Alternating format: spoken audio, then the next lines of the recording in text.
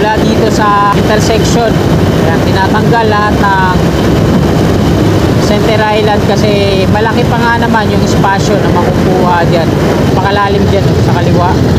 Binungkal na rin yan, ha. Makaliwalas na dito, ano. Ayan yung NAIA Terminal 3 sa ating harapan. Ito naman yung construction ng off-ramp na nagkakalaga ng 3 to 5 billion pesos. Ayan.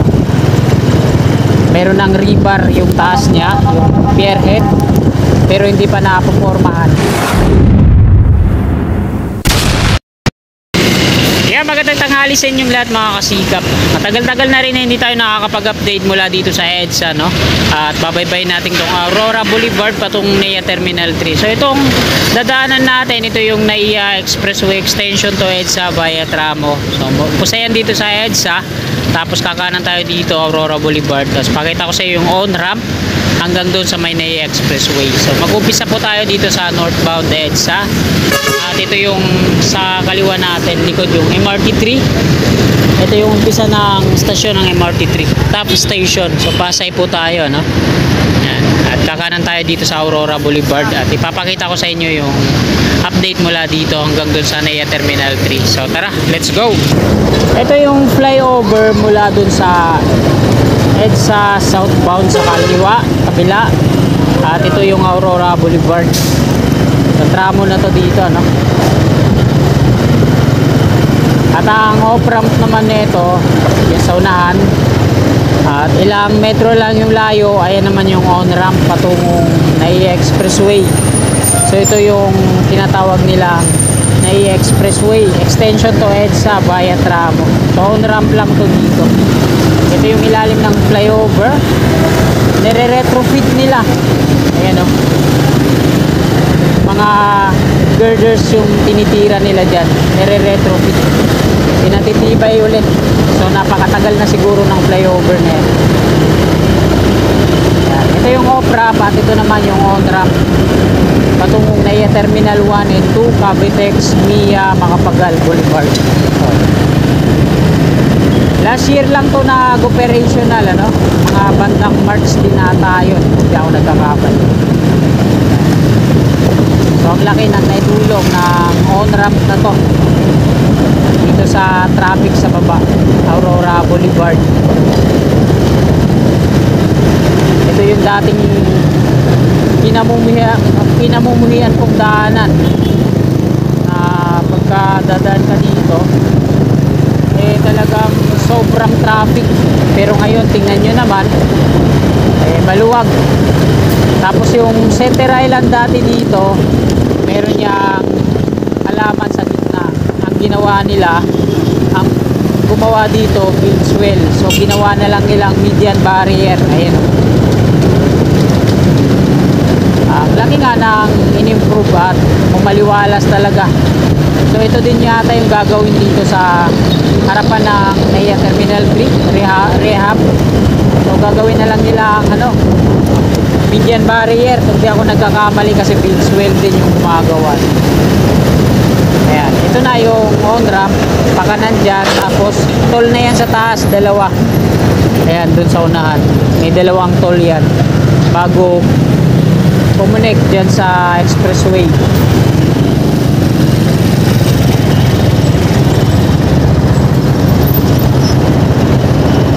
Dito muna tayo hanggang mag-go.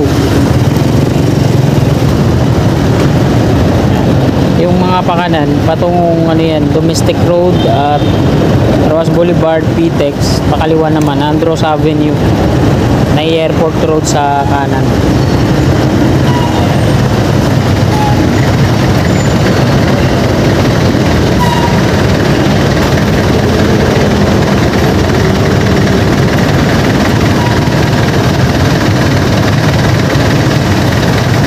Kulang na lang dito sa on-ramp na to, wala pang mga lamp, yung mga steel pole parts niya din, wala pang mga lamp. Pakanan ay Airport Road at makaliwa Andros Avenue, Philippine Airlines yan, tinutumbok natin at kakaliwa tayo. Then patungo tayo ng NAIA Terminal 3.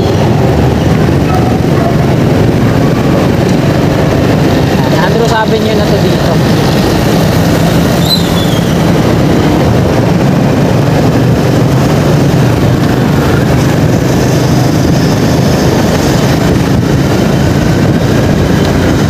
Ayan, dito sa Center Island sa inner lane, sa ilalim, ayan, binubungkal na rin, ano?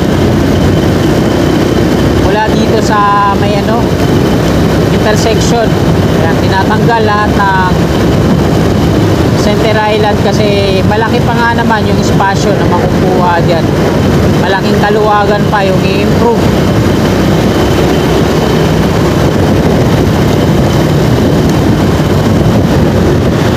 At hanggang dun yan sa may gate 3, mga Center Island ay tinatanggal, binubungkal kagaya na ito. So, Buildswell yung gumagawa po dito.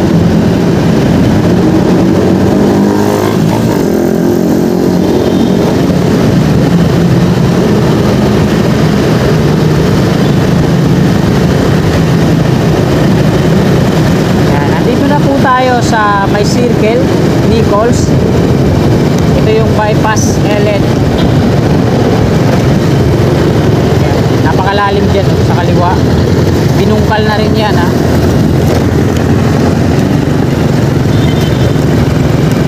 So hindi muna tayo dito sa may ano, lobby dadaan dito sa kanan. Dito lang tayo sa baba. Napakaliwalas na dito, ano. Ayan yung NEA Terminal 3 sa ating harapan. Ito naman yung construction ng off-ramp na nagkakalaga ng 3 to 5 billion pesos. Ayan. Meron ng rebar yung taas niya, yung pierhead, pero hindi pa napopormahan.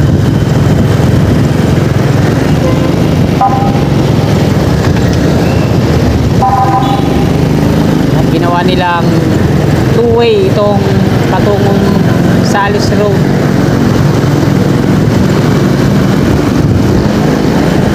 Halos lahat na yan na pouring. Mga rebar cage dito, bali pito yan eh, mga rebar, ano, mga pier na yan. Tapos ito sa pangalawa sa dulo meron na ring rebar para sa pier head.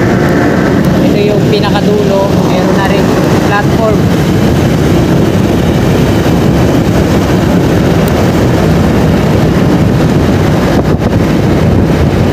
At nandito tayo sa harapan ng Ninoy Aquino International Airport.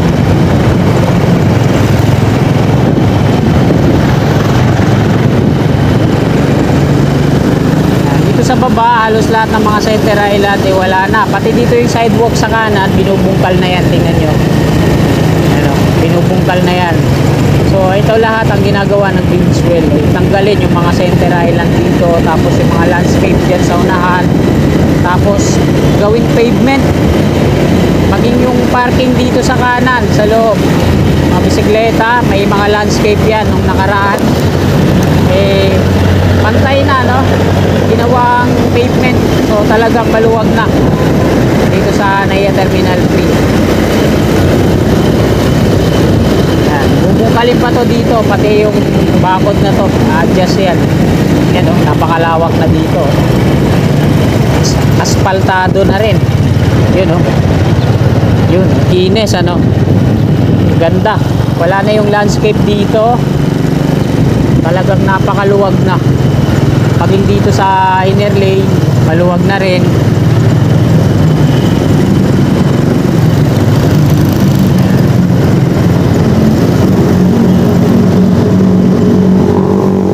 Diyan sa gitna, inukay na yung Center Island, so hindi pa siya nakapoporing.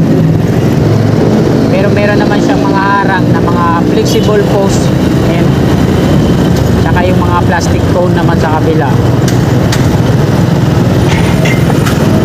Ito yung toll ng on-ramp patungong Skyway Stage 3, 1. Ayan, na-pouring na yung pavement dito sa gitna, sa ilalim ng NEA Expressway. Napakaluwag na rin, ano? At Salis Road na yan dun sa unahan. Hanggang dito lang yung Andros Avenue. At Villamor Air Base na to dito, mga kasikap. So dyan na ako papasok.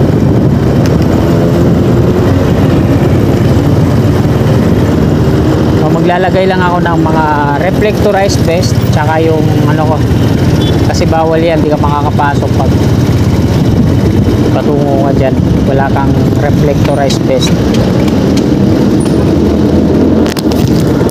Tsaka hindi ka rin makakapasok dyan sa Villamor Air Base pag wala kang ganito. Ito yung PAF Aerospace Museum, so parang inayos din ano. At diyan ako papasok, so bago tayo mag-end kunan ko po muna sa Alice Road na yan dyan sa unahan. Ito yung expressway o ramp, yung mga galing skyway patungo dyan sa Newport City. So ito yung paligid dito, ito naman yung on ramp sa taas natin, kaliwa. At yung gitna dyan, yung landscape, wala na. So meron pa natitira dito. At hanggang dun yun sa may gate 3 talagang tatanggalin yung mga center island. So ayan mga kasikap, hanggang dito na lang po itong video natin. Update ngayong araw po ng Sabado. Unang araw po ngayon ng Pebrero, taong 2025. So hanggang dito na lang mga kasikap. Magandang tanghali po. God bless po sa ating lahat.